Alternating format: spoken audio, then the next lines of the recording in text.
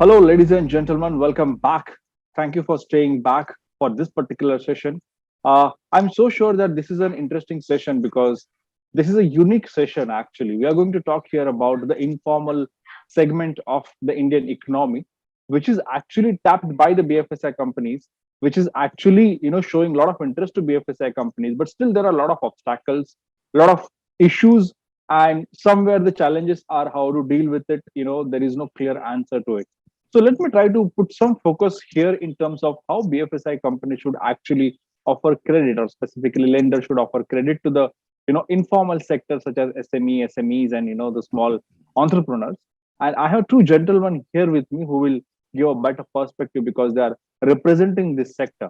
So let me tell you, dear participant, in the session, the topic of this particular session on the third day of ETBFS Converge is formalizing credit for informal sector, and the two speakers that I have with me are Raman Agrawal, the Director FIDC. Mr. Agrawal, glad to have you.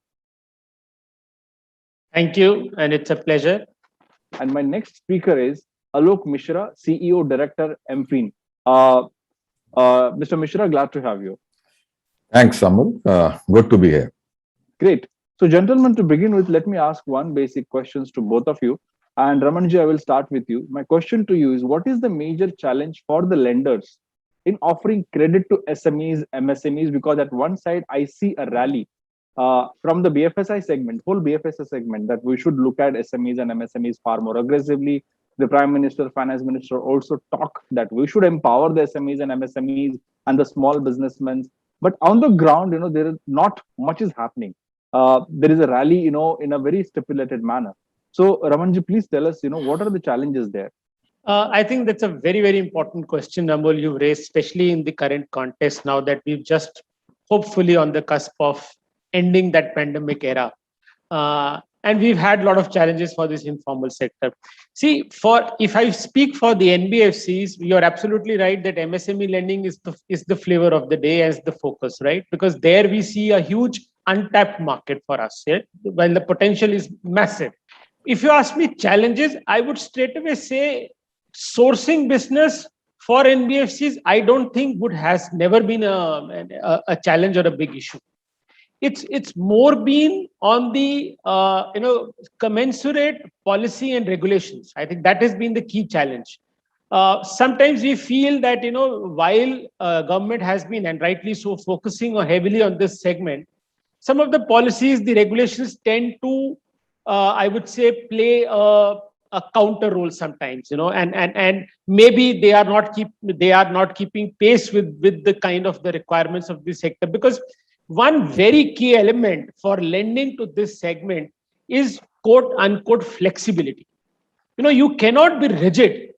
You just cannot be rigid with this, because obviously the poor man, the uncertainties in his cash flows is the key word. See, I'll tell you, a poor man hardly defaults by intent. It's always a circumstantial default which happens purely because of his own cash flows. Kahin par kuch natural calamity ho gaya, somewhere you have some issue localized, or you have global issues like pandemic what we faced. So anything, the first impact will come on that informal borrower. So I think I see the biggest challenge coming from that aspect.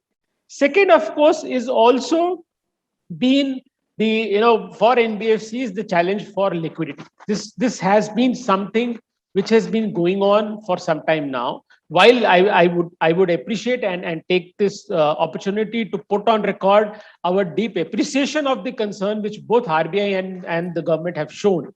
But unfortunately, the real effect of that liquidity has not percolated down to a large number of small NBFCs. Because if you look at NBFCs itself as a sector, more than 90% of the companies themselves are very small.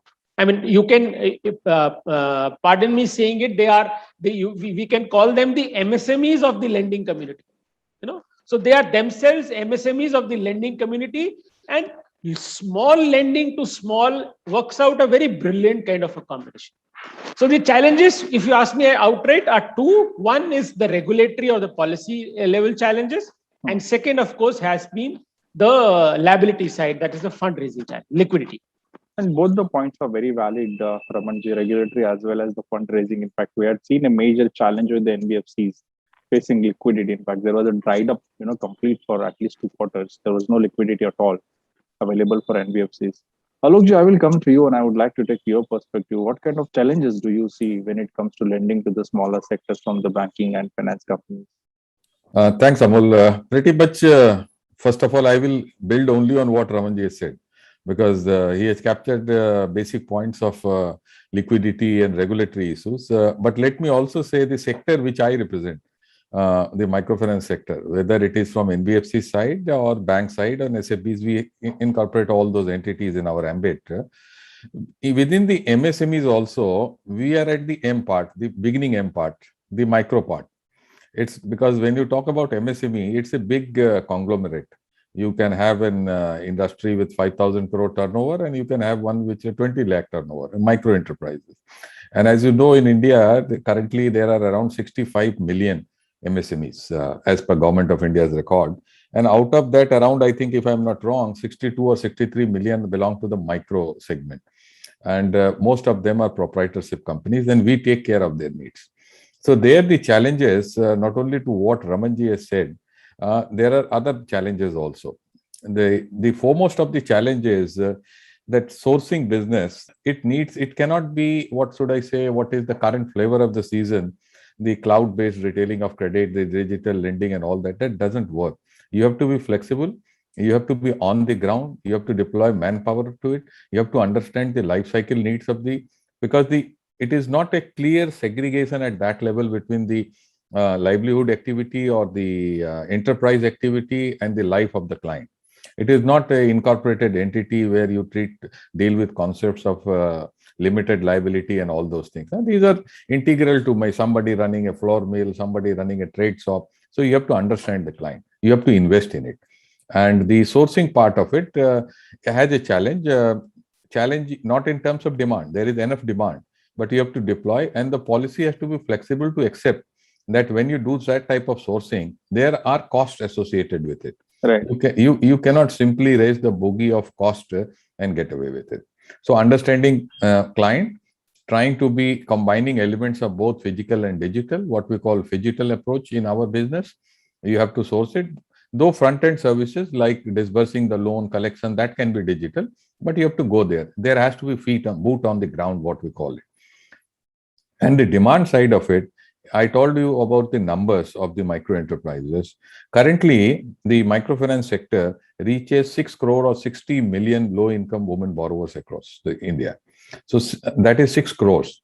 And what we see and what we have through various studies, whether it is NSSO data or it is the NCR survey, we have found the target market is somewhere between 30 to 40 crores. So still a lot of demand is there. So as Ramanji was telling, not much of constraints on the demand side. There is enough demand, and its importance is also there, because if you want, you can have a GDP growth of 8%, but if these persons are left behind, you will never be able to bridge the gap between Bharat and India, what we call it, and you will never do an inclusive growth. People sitting in NCR and Bombay can have crores of income, but these fellows will be left behind, and that will not be good for society. The other challenges on the policy side, I always feel that because I have had a career in banking at the Central Banking and Apex Banking, I feel that somehow or the other, the policy perception, despite Nachiket More committee report in 2014, which called for channel neutrality, that you should not be favorable to bank or to NBFC, I still see traces of it in policy bias, that NBFC is thoda dhyan se dekho, some that sort of a thing. While many things of banks go unnoticed, I think that should not happen. Both have their own strengths and weaknesses. Like Ramanji was telling, the flexibility is the key, and NBFCs come with it. So give them the fair level playing field. Because I don't want to take much of the time here, but later on, if you want me to elaborate on what is the level playing field, right, I will talk about it. And finally, on the liquidity part, correct, that again, all these schemes were done by Government of India and Reserve Bank of India, TLTRO, Credit Guarantee Scheme, ECLGS, all this benefited the sector a lot. But again, in my constituency also, the benefit mainly went to the large sized and medium sized. When you go to the tail end of it, they are starved for credit because it all works in a spiral. Moment there is a crisis, the credit rating agencies will go on a downgrade business, and the smaller you are, the severe the downgrade it is, and then banks will go away. So that has an effect. And if you get a rating of B minus or a little below, it is difficult to raise bank funds despite government guarantee. So this end of the tail has been suffering. That these are the major policy challenges which we have to take care of. I think a number of issues that you highlighted, Alok, and they are very, very relevant on the digital part and the demand part. I will come back to you a little later, but let me shift my gears and build something on the demand part. With Ramanji. So Ramanji, the good part of all these sectors, which we are calling is informal sectors, whether it's SME, MSME, micro segments, and everything. Fortunately, there is still a demand, and that is very lucrative part for the businesses, which can be a very which actually the lender should leverage more, but somehow that is not happening, which we discussed. So my question to you, Ramanji, is how can we overcome such obstacles? What is that you think the lender should do, and what kind of policies should be there so that the demand of the small segment will get justice? See, I think, Amol, this actually is an extension to what I said earlier, because as I said, I'm pretty much sure with my 30 years experience in the NBFC sector that as far as NBFCs go, right from the smallest NBFCs to the large ones, I think, as you rightly said, because a poor man will always be in need of money. Whether it could be for businesses, it could be for personal needs, or somewhere, because obviously in the vagaries and the uncertainties that we live in, demand for money will always be there, and that ultimately boils down to demand for credit, which is there in the market. And I think from the lender's perspective, NBFC perspectives, they have never been kind of found lacking in terms of not able to reach on their own, given a conducive policy and regulatory environment. So I think I put against the same thing here. I'll just cite one classic example of how regulatory sometimes overreach. We've had a recent RBI circular on the prudential norms, right? Which first of all, the whole idea, I think, which Alokji mentioned very rightly. See, personally speaking, I don't buy the idea that NBFCs should be regulated at par with banks. See, if you are to do that, then what is the difference between then bank and NBFC? The typicality of the NBFC model gets lost. As I said, what is the core strength of NBFCs? That flexibility, which matches the borrower's needs. It's not that we want to be flexible; it's the borrower who wants to be flexible. So a recent RBI circular, the change in prudential norms. Now they say, while for banks it was there that once an asset goes into an NPA, to upgrade it, the poor guy has to pay the entire quantum of money, the arrears, only then you can upgrade it. Now, while at a regulatory perspective, it may look that way, why there is a disparity when both are lending to the small borrowers also. But the point is that from the borrower's perspective, I correlate to what you asked for the first question. Is it justified? I think no. See, because in this environment, what you are doing, you are on one hand ensuring that NBFCs don't upgrade it, but more importantly, you are also ensuring that the poor borrower's tag of being an NPA gets prolonged, right? And we know as a system that to carry an NPA tag on your head is a black mark. Yes. No lender will touch you. So you are in a way affecting or directly impacting the credit worthiness of that borrower. Forget about track record. So that's one example. Second, RBI says now that NBFCs henceforth will have to day-end accounting into SMA reporting or stressed asset reporting. Mm-hmm. That again, look at, say for example, a owner-driven small truck driver or a tempo driver who drives his own tempo from various parts of the country. How can you expect him to pay on a daily basis? I mean, at that daily meaning at the end of the due date, it is and it is natural. Generally, the collections come in at the month end, because now take this argument to a small businessman or any entrepreneur.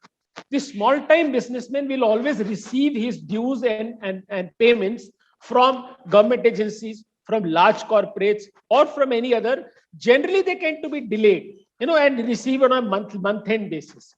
So he would collect that everything, and obviously taking care of his daily or of his family needs would put aside the repayment. So to have a system that you say do a day end kind of a classification does not feel, is not justified. So I think that is where this mismatch has to be corrected. We have to keep in mind, and the idea of NBFCs being regulated at par, I think needs a serious rethinking. That cannot be done, because then you are, I would say, severely impacting the typicality of NBFCs of being able to lend to the unbanked sector. That needs a serious rethink. No, noted your points. I think that mismatch point is very valid. And Alokji, I want you to explain here, why the regulators, the policymakers also, or the large financial institutions give a very different treatment to the micro segment. At one side, they speak really good things about it, and they also speak that how they should empower this. But we have a great example of moratorium. The banks, the large banks, actually offered the moratorium to all their borrowers, but MSMEs kept struggling. I understand even MFIN kept struggling then for a clarification on the RBI whether they should offer moratorium to their borrowers or not, and it took really long time for them. So what kind of mismatch is this? How do you actually react to this particular solution, and what kind of clarity do you think you should have, for to scale up the MSMEs? Thanks, Amol. Because this question is basically related to the broader point of the regulatory difference between NBFC and banks. And as Ramanji rightly said, that if both have to be same, then there is no need to have two categories of financial institutions. Right. But at the same time, I would also like to say that it is not only same, but you are now regulating NBFCs even on a higher scale. Let me give you two specific examples. One, before I will come to your point also, what you have raised. Sure. First is Ramanji talked about the recent RBI circular of NPA and prudential norms. There, in case of banks, yes, the logic is there, but banks are under Ind GAAP system of accounting. NBFC MFIs, the major players, or all the other NBFCs are on Ind AS, Indian Accounting Standard. Absolutely. Where the provisioning is much accelerated. It is based on expected credit loss methodology, and banks start providing only after 90 plus. That is when it becomes NPA 25%. In our case, by 90 time, when you reach 90, it is almost reaching 100% in microfinance. So you are doing. It's not same, but you are going much farther. So I would say that you don't give us flexibility, but apply Ind GAAP on Ind AS on banks also. Then we will see the results. So it has to be fair comparison, and we deal with small segment with microfinance borrowers. You are saying till she clears her 4 installments, she cannot be upgraded. And Ramanji was telling that once the credit bureau tag of NPA comes, now all lending even in microfinance happens on credit bureau report. And it's once somebody sees NPA, gone. So whatever the little source of sustenance of 30,000-40,000 of credit line was available, that is also taken away. So hopefully we are making representation, so collecting data on it, and we'll get back to it. Maybe there will be some flexibility. But coming back to the question which you asked, like on moratorium. Well, on moratorium, partly your question is not truly correct, because MFIN was very clear that we have to extend moratorium to our borrowers, means NBFC borrowers, that is the end clients. But what we wanted is, because in our case, we are not a deposit-based institution. Correct. So when we offer moratorium to the clients, the entire solvency issue comes to the fore, because repayments are your main source of managing ALM, because you have to make payments on your debt funding, while your funding at the ground level stops under moratorium. So we said, let us be given back-to-back moratorium by our lenders, that is by banks and whatever players they are. But that did not come. So the sector faced a serious double whammy. So we did not get moratorium on some people gave on bilateral negotiation. There was no policy clarity, while some did not give. So on an average, 50% lenders to the MFI sector, to the institutions, did not give moratorium, while we gave 100% moratorium at ground level. So that led to severe liquidity issues and prolonging of the crisis. because the liquidity pattern got affected.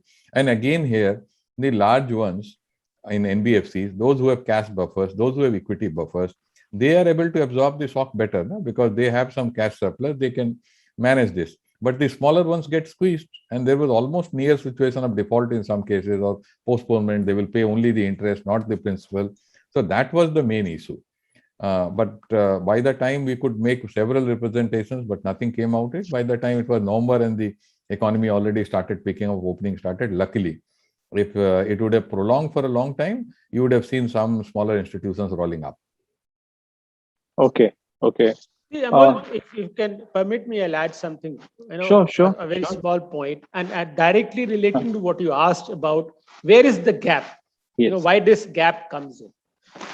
Now, I know howsoever small this issue may sound, but I think this has significance. Let's look at one thing.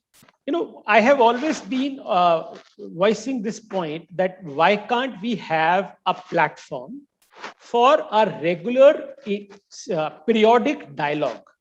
I'll tell you what, not that, please let me tell you, not that RBI does not meet us, not that Ministry of Finance does not meet us. Whenever we have approached them, they've been very open and welcoming. But my point is that we should have a platform created, a kind of an official platform, where both the regulator, the policymakers, and even I would include the chartered accountant community, the auditors, I would say, should be together. And I say this out of experience. I don't know how many people know that prior to 2006 and since 1998, that 7-8 years of era, was a time when there was a kind of an informal advisory group constituted by RBI on NBFC, where they used to invite leading players and some of the leading associations, right? It was a created informal. They called it informal because there is no statutory provision of creating a formal advisory. Right. So there was an informal. And every quarter, it was fixed. Every quarter, there was a meeting chaired by the ED, Executive Director, or Chief General Manager at RBI Central Office. They used to meet, threadbare discuss both ways, the issues from the regulatory perspective, and if the regulator found some of the companies not responding or not doing it, and similarly, the companies giving a feedback. And every policy change was discussed prior to being implemented. The draft was discussed, feedback was sought, and then the issues were put in place. So I think that is something which got stopped in 2006. So out of that experience, as I was part of that group, I would say something like this needs to be done. And today, if you look at it, today also, both RBI and Ministry of Finance, the regularity of dialogue they have with banks, and if you compare it to NBFCs or MFIs, there is a wide gap. And that is where I think that needs to also be corrected. My feeling is, my sense is that it will be a win-win for both for the policymakers and the lenders. Okay. Very valid point, Ramanjan. Thank you so much for adding that. Since we discussed gaps now, since we discussed the obstacles, and we discussed the current situation, now my basic question, which is our theme of the session, obviously we partly discussed that, but let's be very specific to it. And Alok, I will start with you. My question to you is, to both of you, how to formalize the credit for an informal sector? Because the number of the borrowers in the informal sector are huge, and they are looking for a credit to reach to a next level. And we have to empower them at some level. Otherwise, either they will vanish or they will not stay back in the same business. So how to formalize that sector? So Amol, I would say that when you talk about formalization, I'm not clear, because when even at a microfinance sector, when we lend, say, 20,000 or 25,000 also to a client, the entire thing is formalized. The money is disbursed into the bank account. Before that, when the sourcing of the client happens, the credit bureau record is checked, the KYC is done, all the records are uploaded in the credit bureau. Everything is a digital process. Only the Aadhaar, it was earlier being deduced with Aadhaar also, but after the Puttaswamy judgment, the Aadhaar thing stopped. Recently, RBI has again come up with a circular that we can use the services of KUA and AUA. So that happens. And the repayment also, we are trying to move, disbursements are 100% now into the bank account, while the repayments are still a puzzle to be solved, only 25% repayments, even as small as 300 rupees repayment in microfinance are coming through digital means. We are working on it. So formalization is already there. But if you are talking about formalization in terms of they becoming an incorporated entities, that's a different area at all. Because it often depends on the choice of the enterprise also. And at some level, when you try to make them incorporated, the cost of I would say doing that, or knowledge of doing that, or the training which is required, especially in the microfinance segment, far outweighs the utility of it. So while the government has recently started, as you know, that unless you are registered on the Udyami Mitra portal, you cannot be classified as an MSME. Now, again, that's a very, I have no issues with the point which you raised and the government's policy intent. Yes, formalization is necessary. That gives a control to the policymakers on data, that brings the informal sector into the formal sector. That's all very laudable means. Only thing is, you have to think about the enormity of the problem. For example, you cannot vaccinate all the India with double doses and booster doses in 3 months.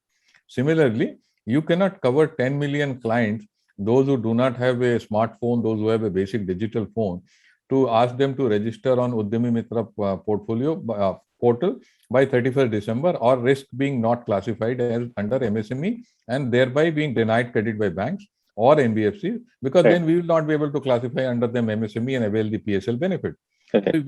So that formalization will also happen, but it will happen gradually. You cannot overnight register 10 crore clients. Similarly, things happened with PM Swanidhi. We keep giving feedback.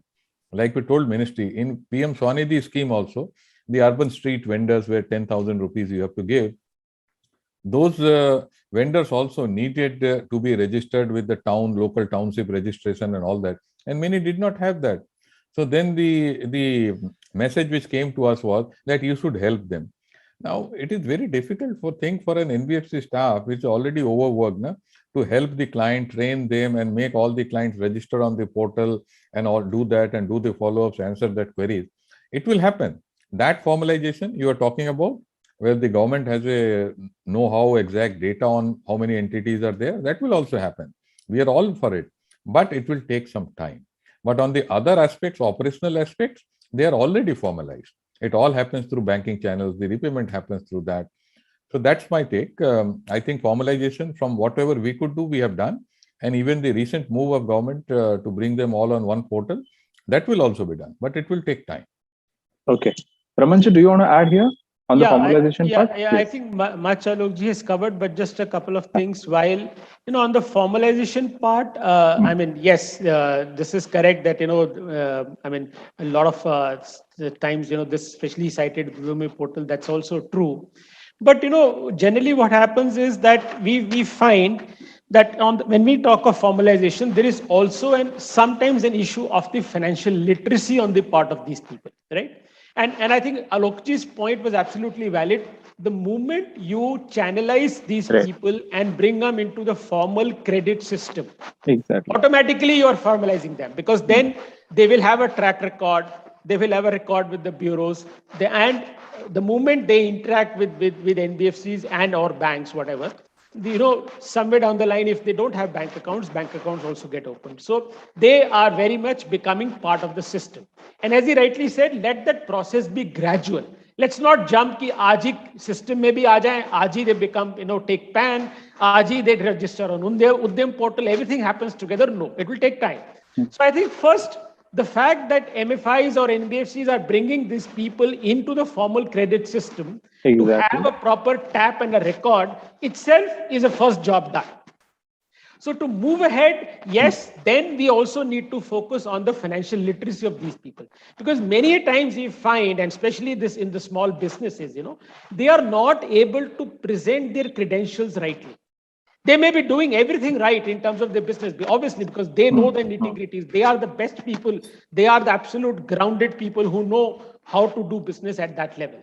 But they are sometimes not able to present it in the right way, which often becomes the bottleneck when it comes to lending them from the formal sector. Right. I think that also is a very important, and we've seen measures being taken by RBI. A lot of laudable efforts have been done. And I'm just taking a quick point here. We at FIDC have a separate professional development committee. Now we are taking this a step ahead. Not only the formalizing these people, we are also looking at creating a specialized workforce for this kind of lending. And that is where we are now talking to some of the leading and good educational institutions to maybe tweak the programs, some of the say the MBA programs or whatever, and make them specialized for this kind of lending.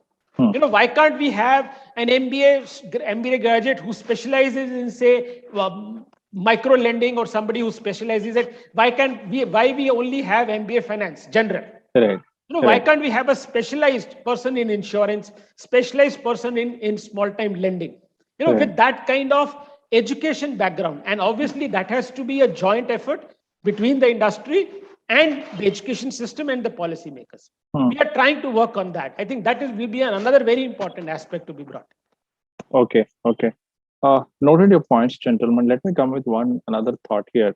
So Alokji, I was talking to somebody who was a foreigner working in India's IT company, worked here for 15 years. And what he liked the most is that a lot of Indians eat on a banana leaf. When he went to USA, he started that business. Okay. And he became I won't say billionaire, but a millionaire by sharing those, plates made out of banana leaf under the Green Revolution and ESG and so many other tax. Now, here, don't we know that the banana leaves in India, everybody knows about it. But I know a lot of MSMEs who wanted to make a business out of it. I know a lot of micro entrepreneurs wanted to make a business out of it. But banks refused, saying that one, you are not under the organized sector. Second, you do not have a credit history. Third, you are not under that typical tag of a formalization. And that's why they could not reach to a level where they could have reached earlier. So now my question to you is, but again, changes are happening. Now GST is giving a great data. There are some, websites actually offering them, a lot of context. And third, digitalization has helped it. My question to you, since both of you said that things are changing, it will not happen one day, but it's gradually happening.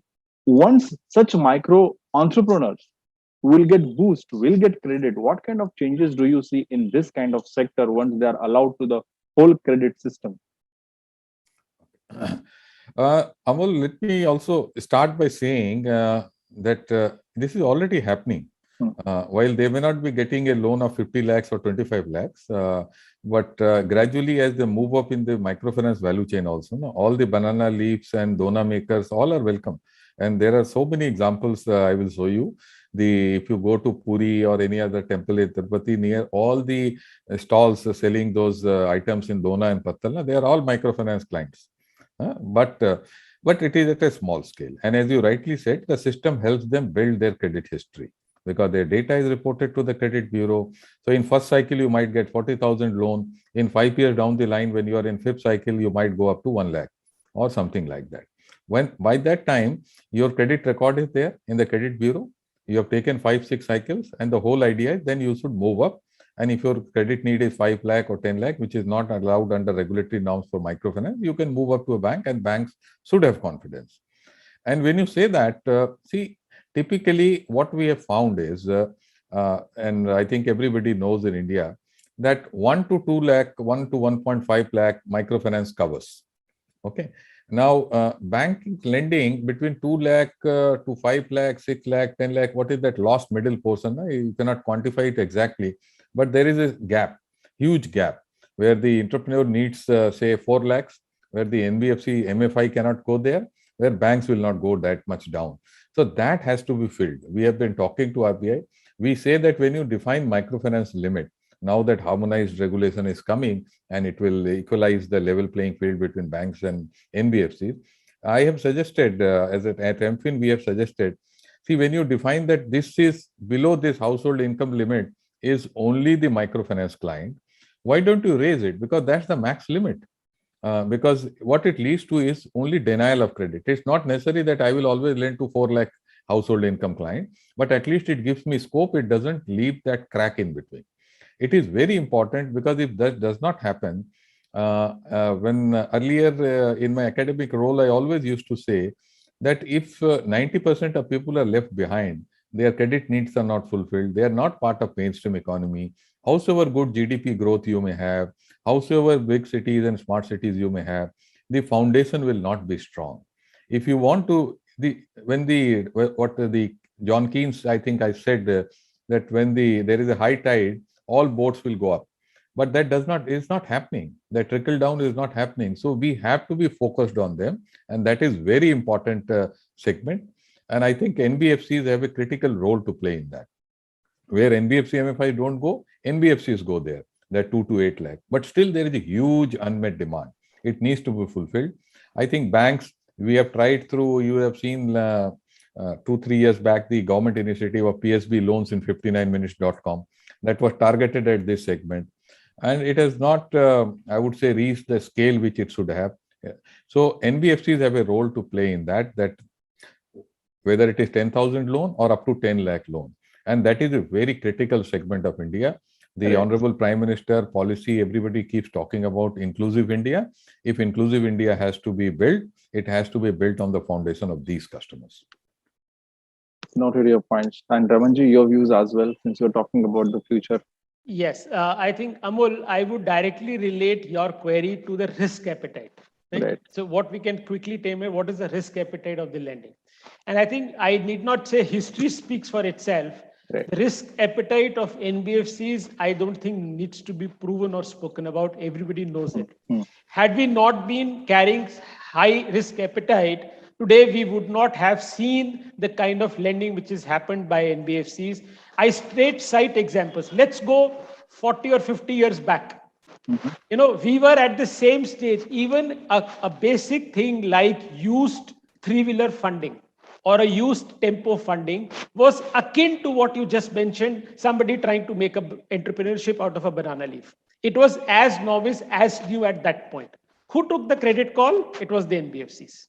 Yes. Similarly, we have got many examples where NBFCs have been the ones to first take the credit call on so-called untapped new age, you can say startups, as that's the fashion of the day, startups, the startups of the old era. It was the NBFCs who always took the first credit call. In fact, I was part of a task force constituted by one of the leading chambers, where the study found this, that in fact, NBFCs are the first to take credit call on unbanked or a new kind of a borrower.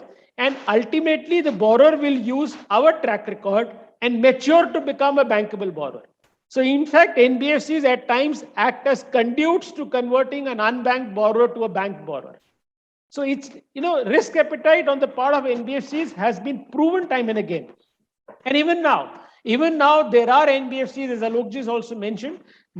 I don't think there is any dearth of risk appetite here. NBFCs are very hungry. Some very, very interesting new models. I mean, I was